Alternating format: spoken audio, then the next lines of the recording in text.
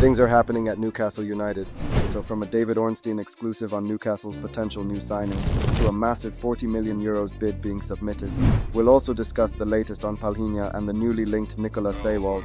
As per, join us as we'll break it all down and discuss the latest Newcastle United transfer news. Let's go! So starting off, the latest update on Newcastle United's midfield search brings a little more clarity and perhaps a little less excitement around the two names currently dominating the conversation. According to the Telegraph's Luke Edwards, there is currently nothing happening with João Palhinha, despite the recent reports suggesting Newcastle had opened direct talks with Bayern Munich. Newcastle's interest appears to have cooled, while Aston Villa have reportedly renewed their efforts to sign the experienced Portuguese midfielder. That is significant because Palhinha seemed to fit the profile Newcastle have been searching for almost perfectly. At 31, he would have brought Premier League experience, physicality and leadership to a midfield that has lost an enormous amount of experience this summer. But Newcastle appear to be looking elsewhere, and that brings us back to Nicolas Seiwald. Sky Germany reported that Newcastle had made an inquiry for the RB Leipzig midfielder, with Matthias Gisel understood to be an admirer. However, Edwards says Newcastle sources are currently playing down the Austrian's link to the club. That doesn't necessarily mean we should completely dismiss it. The Gisel connection is simply too obvious. Seiwald worked under Gisel at RB Salzburg and was also captain of the first Liefering side managed by the now Newcastle boss. Gisel therefore knows Seiwald not just as a player but as someone he trusted with leadership responsibilities from the very beginning of his managerial career. That makes the link considerably more interesting than a random transfer rumor. But there is a bigger issue Newcastle are facing. The type of midfielder Gisel wants is incredibly difficult to find. The ideal player appears to be someone in their late 20s or early 30s who can immediately walk into the team, organize the midfield, provide physicality and rally a young group of players around him. That is why Palhinha and Højbjerg made so much sense. Unfortunately, both options now appear to be moving away from Newcastle. Recent reporting suggests Newcastle could therefore be forced to consider younger but already proven alternatives instead. And this is where Seiwald becomes interesting. At 25, he isn't the experienced 30-year-old midfield general Gisel ideally wants, but he isn't another teenager either. He has played at a high level, knows Gisel's football and would presumably understand the demands of the system much quicker than an unfamiliar signing. The problem is that RB Leipzig reportedly regards Seiwald as an important player. So even if Newcastle decide that he is the man they want, this isn't necessarily an easy deal to complete. There is also a wider recruitment question here. Newcastle have already brought in Stur, Bamba and João, while Tyno Livramento, Lewis Miley and other young players are expected to remain important parts of the squad. The club cannot simply keep adding potential, they need some players who can take responsibility. That is why Edwards' suggestion that Gisel wants an experienced midfield leader is perhaps more important than whether Seiwald himself eventually arrives. Newcastle's priority isn't necessarily Nicolas Seiwald. The priority is finding that type of player. And if the market genuinely doesn't contain many suitable options, Newcastle may eventually have to compromise. Perhaps that means signing a 25-year-old like Seiwald rather than a 30-year-old veteran. Perhaps it means paying significantly more for an established Premier League midfielder, or perhaps another unexpected name suddenly emerges just as Stur and Bamba seemingly appeared from nowhere. One thing is becoming increasingly clear though.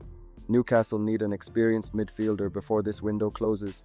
The young players can develop, Gisel can coach them, the project can eventually become something exciting. But after losing Bruno Guimaraes and Sandro Tonali, this squad needs somebody who can walk into the dressing room and immediately say, "Follow me." Finding that player may now be Ross Wilson's biggest challenge of the remaining 2 weeks. However, in an exciting update, Newcastle United's search for an experienced midfielder has taken another significant turn, with David Ornstein reporting that the Magpies have entered talks with Manchester City over a potential move for Nico Gonzalez. The 24-year-old Spaniard joined City from Porto for around £50 million in January 2025, but despite making 41 appearances last season, he found himself increasingly on the fringes of Pep Guardiola's strongest 11. That makes this an interesting opportunity for Newcastle.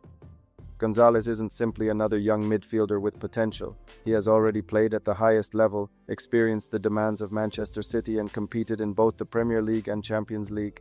And that is exactly what Newcastle are missing. The departures of Bruno Guimaraes and Sandro Tonali have left a huge hole in the center of the pitch. Newcastle have brought in Sean Stour and Alaji Bamba, but both are 20 or younger and are unlikely to immediately replace the experience and responsibility lost through those departures. Gonzalez would be different. He is already accustomed to playing in a possession-heavy system, operating under enormous pressure and competing for trophies. He would therefore represent a much more immediate solution for Matthias Gisel. According to Ornstein, the discussions with City are only one of several exploratory conversations Newcastle are currently having as they consider their midfield options. That is an important detail. This doesn't necessarily mean Gonzalez is Newcastle's chosen target or that a deal is close. It appears the club are still assessing several possibilities before deciding which midfielder to push hardest for. But the fact that negotiations have already begun makes this one particularly interesting. Gonzalez also has versatility. He can operate as a deeper midfielder but has the technical ability to contribute further forward, giving Gisel another player capable of adapting to different midfield roles. That could be particularly useful given the uncertainty surrounding the rest of Newcastle's midfield. Joelinton is currently injured and will miss the opening Premier League game against Liverpool, while Joe Willock's future has also been uncertain. Newcastle simply don't have enough proven options in the middle of the pitch. Gonzalez would immediately improve that situation.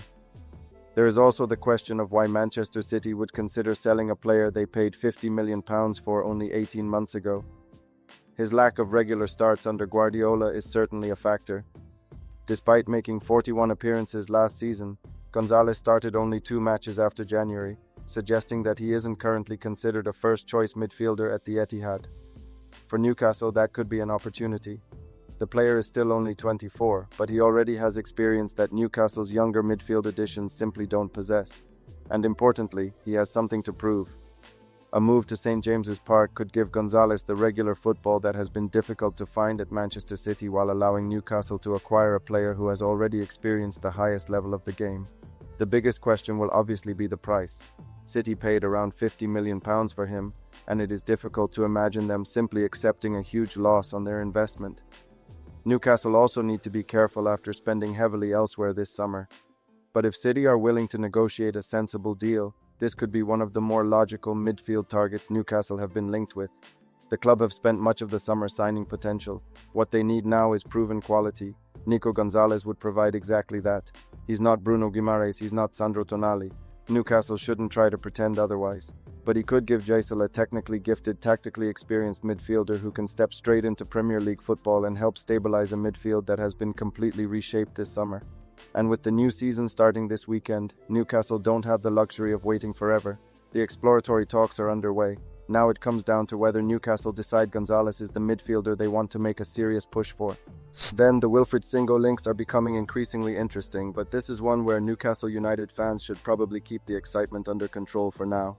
Reports from Turkey claim that Newcastle have made a €40 million or £34 million offer for the Galatasaray defender, with negotiations supposedly continuing.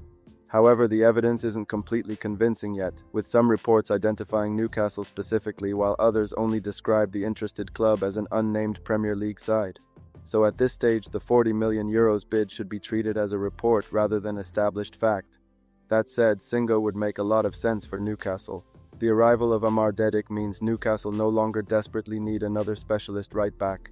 Dedic can operate on either flank, while Tino Livramento remains an important option when fit. Singo would offer something different. Although he has spent plenty of time at right-back, he is also a natural centre-back, and that versatility could be extremely valuable to Matthias Gisel. Newcastle's defensive situation arguably needs exactly that kind of player. Gisel wants his team to defend aggressively and maintain a relatively high line. That requires centre-backs who are comfortable defending large spaces, recovering quickly and dealing with opponents in one-on-one situations. Singo certainly has the physical tools. At around 1.90 meters, the Ivorian is powerful, athletic, and extremely aggressive in duels. His reported 64.9% overall duel success rate and 64.7% aerial duel success rate underline the physical side of his game. That aggression can be a huge advantage. He has the strength to deal with physical forwards, the pace to compete with wide attackers, and enough mobility to cover the channels when Newcastle push their defensive line higher. That would give Gisel another option alongside his existing centre-backs. And unlike signing another specialist fullback, Newcastle wouldn't be adding a player who has only one obvious position. Singo could cover center back, right back, and potentially the right side of a back three, depending on how Jaisal wants to structure his team. That flexibility could become particularly valuable over a long Premier League season. There is, however, one major concern: his injury record.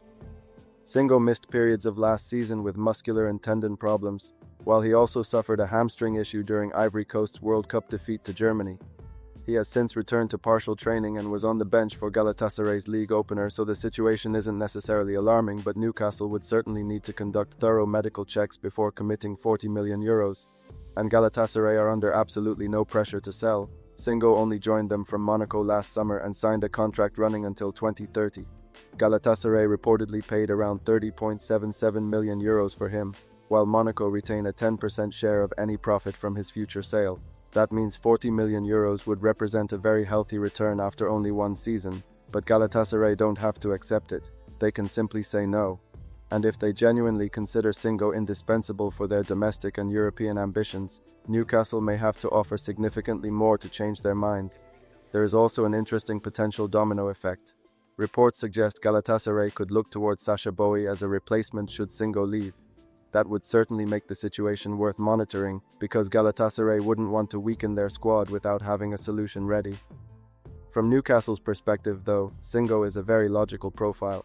Dedic has addressed the full-back problem. Singo could help address the centre-back problem while still providing full-back cover.